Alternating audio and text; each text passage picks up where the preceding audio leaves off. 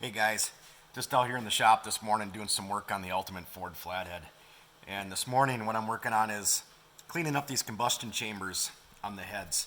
Now a few months ago I put up a video of us over at cousin Larry's house, and we had these things chucked up in his end mill, and we did a 60 thousandths plunge on the heads with his mill.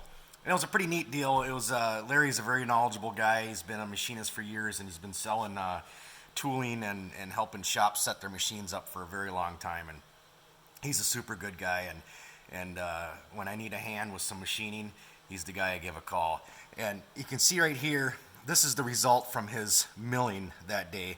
And what I'm in here now is cleaning it all up, kind of blending everything in, smoothing the combustion chamber out. The idea here is not to take out any more material.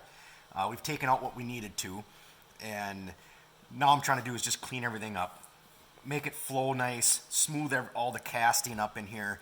You can see right here, this is the raw casting right here, and what I've done here, this is all smoothed out now. I'm just using cartridge bits on my Dremel tool here. It's kind of a big Dremel tool, but so I'm using a cartridge bit here to clean it up. I was using some carbide burrs here to kind of blend in the mill stops. Where we stopped with the mill, there was a little bit of a ridge right there, so I went in here with these carbides, knocked that down quickly with that, and then now I'm coming back in with these cartridges.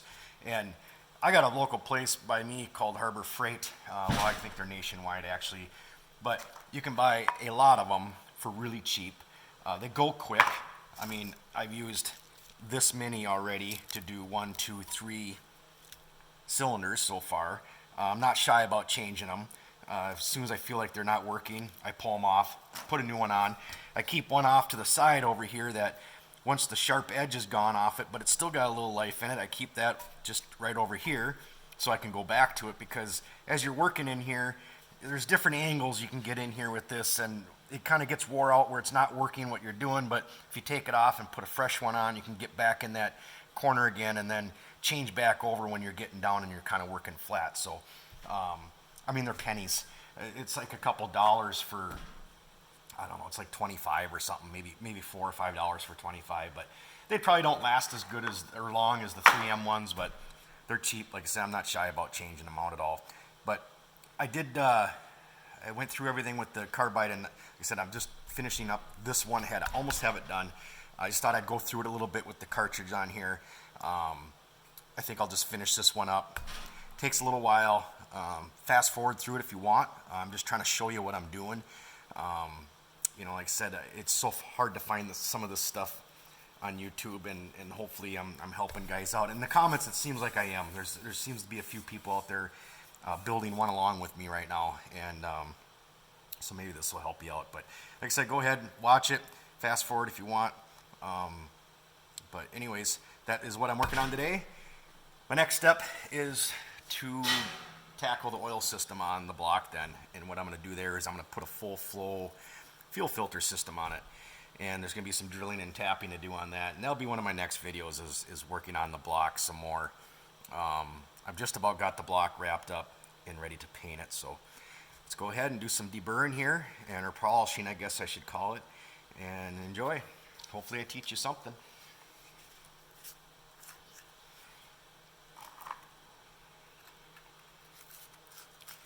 Like I said, I like to start right back on this one edge with a fresh one and clean up these two edges right here first. And then I'll come back down in here and work my way. I'll flip the head around and work my way around back in here, and then I'll start blending it into here to clean up that casting.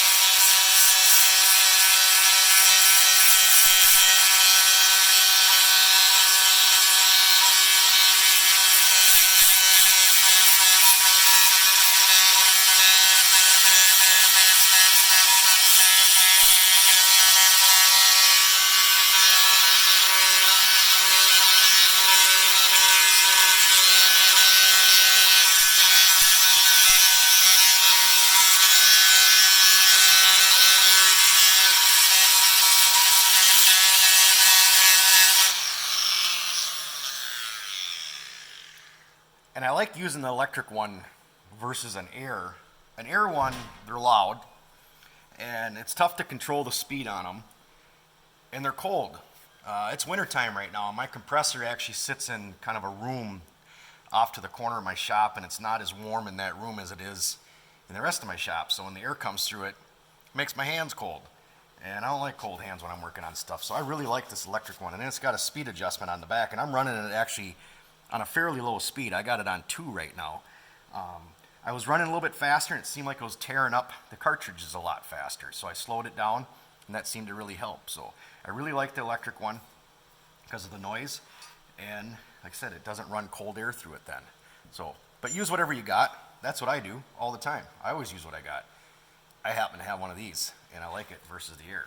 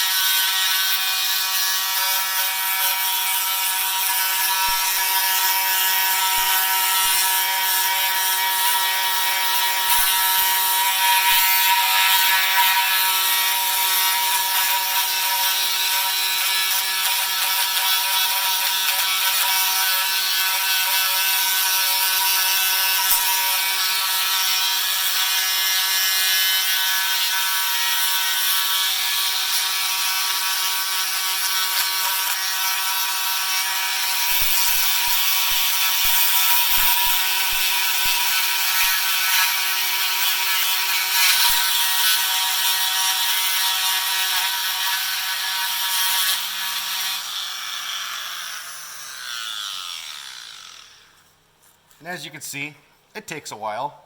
It's not the fastest thing to work on, but in the long run, it's going to be well worth it. It's a very important step to do to the motor.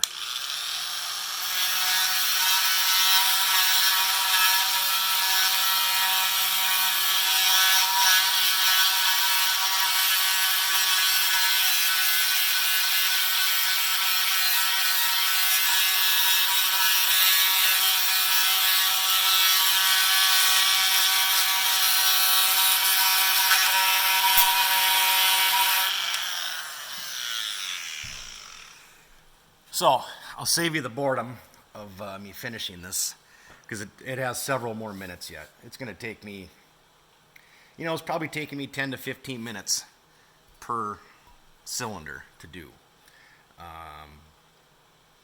But it's well worth it. I was going back after I'd finish up one, I'd look over here, I think I could do a little bit better in there, so I'd come back to the previous one. But you really don't have to do a whole lot right here. You're not trying to blend this in at all. All you're trying to do is smooth all this up back in here is kind of your valve pocket right in here. And you're just trying to smooth this stuff up in here so your air and your fuel can flow through here nicely. But this, don't have to blend that at all. I'm just coming right up to it, and my cartridge is just kind of breaking the edge off there a little bit, but that's about all I'm doing there. And then I'm just kind of getting everything cleaned up real nice in there. So thanks for watching. Please comment, and we'll get this motor together here sooner or later. Talk to you later.